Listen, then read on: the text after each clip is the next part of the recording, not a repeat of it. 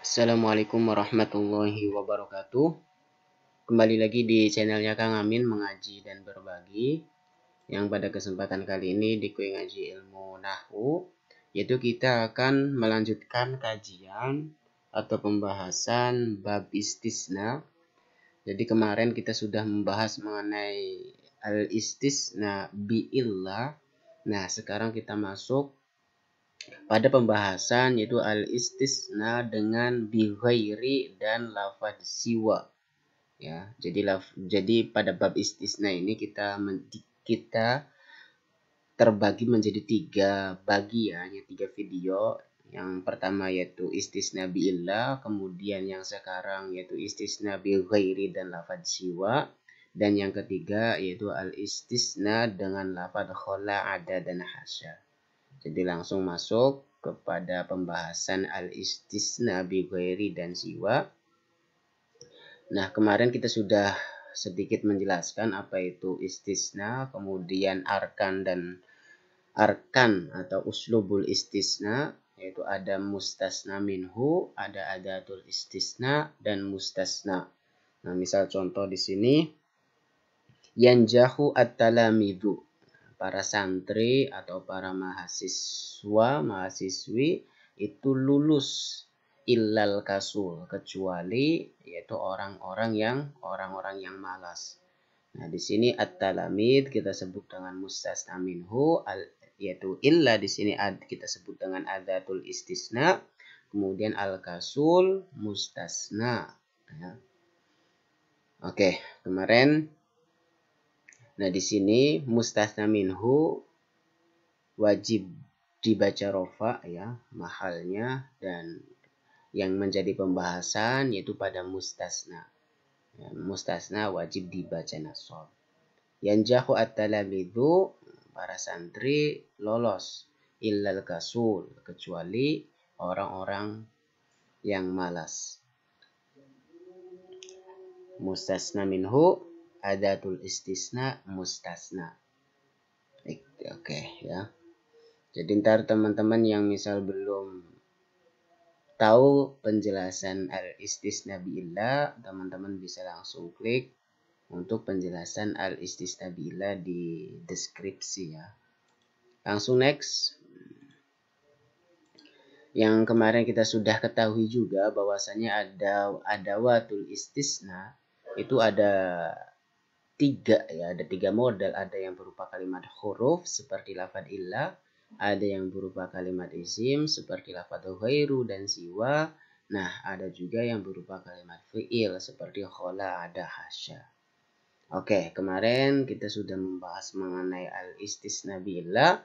Nah, kemudian sanian kita akan membahas mengenai al-istisna bi ghairi, yaitu dengan lafaz ghairu dan lafaz siwa. Di sini al-mustasna yang menjadi pembahasan itu kayak misal kemarin pun, yaitu pembahasannya pada mustasna. Nah, sekarang pun sama, ya. Jadi nggak jauh beda antara pembahasan mengenai mustasnanya, ya. Nah, di sini mustasna dengan lafaz ghairu dan lafaz siwa yaitu apa? Berupa huwa al-ismu al-waqi' ba'dahuma. Ya, yaitu kalimat isim yang jatuh setelah lafaz ghairu dan siwa. Nah, dia itu wahuwa majrurun daiman, selalu dibaca jar, ya, yang mana dia itu menjadi mudhofun ilaih, ya. Jadi lafaz yang jatuh setelah lafaz ghairu dan siwa itu dia disebut mustasna. Nah, dia kedudukannya itu sebagai mudhofun ilaih, ya. Nah, adapun lafaz ghairu dan siwa, ya, anfusu huma, ya, lafaz ghairu dan siwanya itu sendiri, maka fatakhudani hukmal mustasna. Nah, dia dijadikan sebagai hukumnya mustasnanya, ya. Ya, seperti illahnya, gitu. Falahuma salasu halat, dan hukum pada mustasna pada lafaz ghairu dan siwa yaitu dia memiliki tiga keadaan. Yang pertama, yajibu nasbuhuma, ghairu dan siwanya wajib dibaca nasab Kapan itu? Idza kana al-kalamu taman mujaban. Ketika kalamnya itu berupa tam dan mujab musbat, yaitu tidak manfi, tidak didahului dengan huruf nafi. Nah, contoh di sini ya. Dhahabat tulab ilal madrasati illa Zaidan. Nah, para santri itu dia pergi ke madrasah illa Zaidan, kecuali Zaid. Nah, kalau kemarin yang istisna bi illa yaitu yang menjadi pembahasannya yaitu mustasnanya ya. Ya, di sininya ya mustasnanya. Ini at-tulab itu mustasna minhu, illa adatul istisna Zaidan yaitu sebagai mustasna. Nah, kemarin yang menjadi objek pembahasan itu pada mustasnanya di sini. Tapi beda dengan yang kita sekarang yaitu dengan lafadz ghairu dan siwa, yaitu ghairu dan siwanya yaitu menjadi hukumnya mustasna itu. Nah, di sini ya. Jadi yang akan berubah itu lafadz ghairunya. Nah, adapun lafadz yang jatuh setelah ghairu dan siwa itu dia akan tetap ya kedudukannya sebagai mudhofun ilaih, dibaca jer dan alamat jernya kasroh. Kayak misal ghairu Zaidin ya.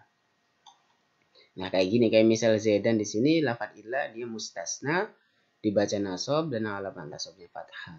Nah, kalau misal pakainya ghairu, nah di sini ghairu. Jadi ghairu, lafadz ghairu dan siwa ya, lafadz ghairu dan siwa ketika dia jatuh setelah kalam tam itu dia kalamnya sudah sempurna, kemudian mujab itu dia tidak didahului dengan manafi, maka apa? Wajib dibaca nasab ghairu. Dhahabatul labu, para santri itu dia pergi ke madrasah ghairu Zaidin. Ghairunya ya, ghairu Zaidin, selain daripada Zaid, selain Zaid para santri itu pergi ke madrasah. Nah, sama baik itu lafadz ghairu atau siwa, nah ntar dia wajib dibaca nasab. Nah, adapun lafadz yang jatuh setelah ghairu atau siwa, dia kedudukannya sebagai apa? Sebagai mudhofun ilaih. Ininya mudhof, ininya mudhofun ilaih. Itu. Next. Nah, itu ya. Yang pertama tadi lafadz ghairu dan siwa ketika dia jatuh setelah kalam tam mujab, maka dia wajib dibaca nasab. Nah, di sini yang kedua tadi kan ada 3 keadaannya. Nah, keadaan yang kedua yaitu dia apa? Lafadz ghairu dan siwa yaitu apa? Nasbuhuma 'alal istisna. Keduanya dibaca nasab yaitu statusnya sebagai istisna. Atau dia pun yadullu badal, bukan ini ya, badal ba'd mingkul. Ya, dijadikan sebagai badal ba'd mingkul daripada mustasna minhu. Kapan itu? Ketika kalamnya tam kemudian ghairu mujab. Ghairu mujab itu mudahnya yaitu didahului dengan huruf nafi ya. Contoh di sini nah, maqamar rijalu. Nah, qamar rijalu itu sudah disebut tam ya, sudah sempurna. Oh, para laki-laki itu berdiri. Nah, kemudian bedanya di sini ghairu mujab. Ghairu mujab itu didahului dengan huruf nafi. Maqamar rijalu. Nah, maqamar rijalu, para laki-laki tidak berdiri. Nah, ghairu mahmudin, kecuali Pak Mahmud. Jadi kecuali Pak Mahmud itu apa? Tidak berdiri, Pak Mahmud yang berdiri. Nah, lafadz ghairu di sini yaitu kita sebut dengan isim mansub 'alal istisna, dan alamat nasabnya dia menggunakan fathah dhahirah. Nah, ya. Nah, di sini nah mahmudnya yaitu sebagai mudhofun ilaih majrur dan alamat jarnya berupa alamat jarrihi kasro ya, alamat jarnya kasro, ghairu mahmudin.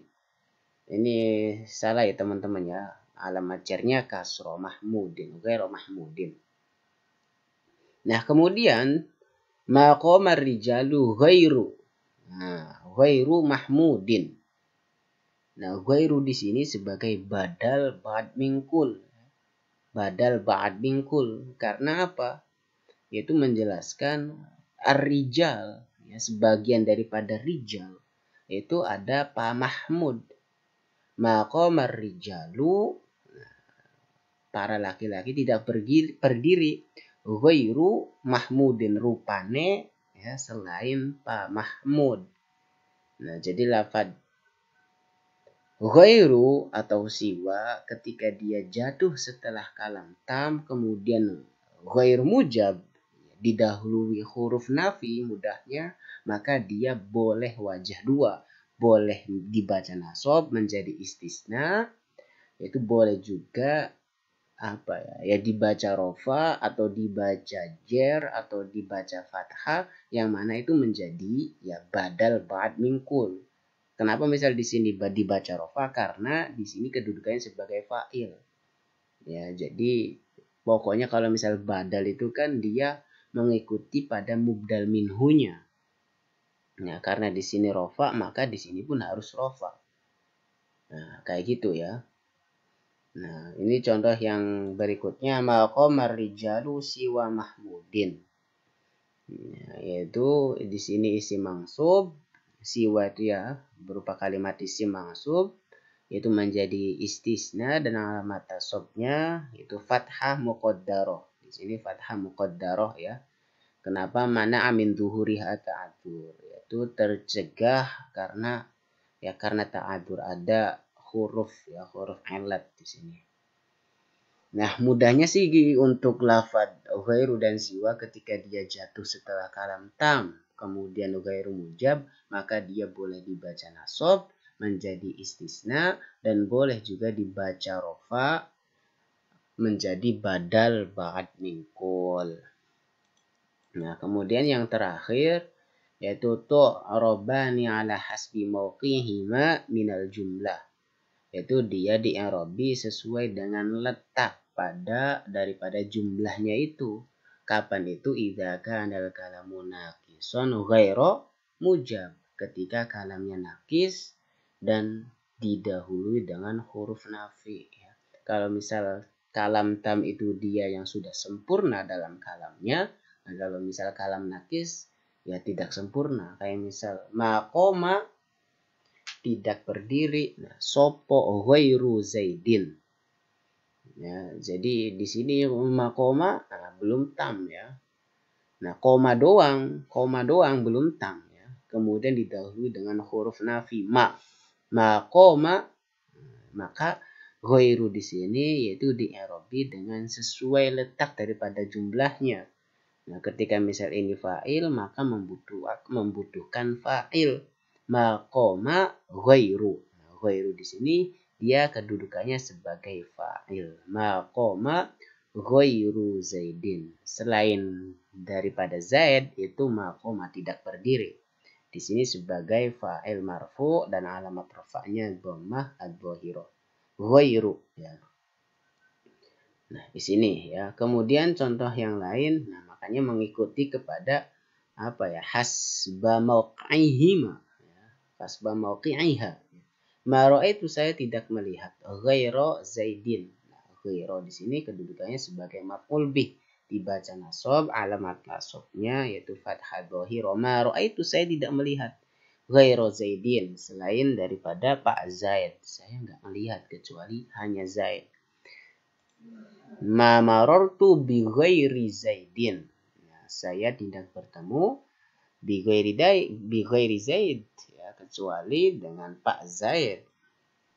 Itu gampangnya, ntar teman-teman tinggal diikutkan saja baik itu lafadz ghairu atau misal lafadz siwa ketika dia bertemu atau dihadapkan dengan kalam yang nakis kemudian ghairu mujab, maka i'rabnya itu sesuai pada letak daripada jumlahnya. Kalau misal fa'il ya dibaca rofa, kalau kedudukannya sebagai maf'ul ya dibaca nasab. Ketika misal bertemu dengan huruf jar ya dibaca jar ya. Nah, di sini tu'rabu siwa yaitu sama seperti i'rabnya lafadz ghairu fil mawadi as-sabiqah dalam ya letak-letak yang terdahulu adalah kecuali dia di'irabi dengan harokat yang muqaddarah yang tercegah karena adanya uzur. Yang pasti lafadz ghairu dan siwa di sini mirip-mirip ya dalam i'rabnya itu seperti illa. Kalau misal di dalam pembahasan illa itu yang menjadi objek pembahasannya itu mustasnanya, kayak misal maqamal qaumu illa zaidan. Nah, di zaidannya itu kalau misal dalam pembahasan illa, nah kalau misal dalam pembahasan ghairu dan siwa itu yang menjadi objek pembahasannya itu di lafadz ghairu dan siwanya. Itu yang membedakan ya. Nah, jadi kapan itu ghairu, kapan itu ghairo, kapan itu ghairi. Nah, itulah tadi ketika misal bertemu dengan kalam tam mujab maka dibaca nasab. Ketika bertemu dengan kalam tam kemudian ghair mujab atau didahului dengan huruf nafi, maka itu boleh boleh jadi istisna, boleh juga jadi badal kul min kul. Tapi kalau misal bertemu dengan kalam yang nakis, kemudian juga ghair mujab, maka mengikuti sesuai dengan letak i'rabnya itu. Mudah-mudahan ada manfaatnya, kurang lebihnya itu akhirul kalam. Wassalamualaikum warahmatullahi wabarakatuh.